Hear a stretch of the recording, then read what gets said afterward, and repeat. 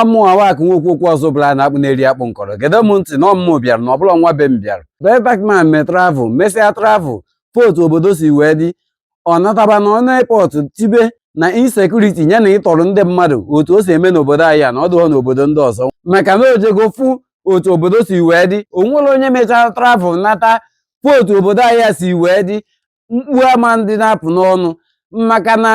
mgbe ị mere travel ka ị ga-anọ wee marụ na that your governor, that your president na gị na-abụ nwere ike ịdị na-egoke ihe n'ofu shoplight without adụghị any security ọbụla ga-eso gị n'azụ ga na-ebe nwee n'azụ gị nwanne ime travel ka ị ga-anọ ghọta na-enwere ife dị iche siti yana n'ime ọfịa ife mere iji wee ka nọrị na comment section na-akparị chi gị bụ na iwe bụ travel nwanne onwere onye mere travel fụta otu obodo anyị si wee dị na nke ikpeazụ a ga-efilu comfortable mana mee enumanụ nwanne ada alapụ isi aka agba ụrịọm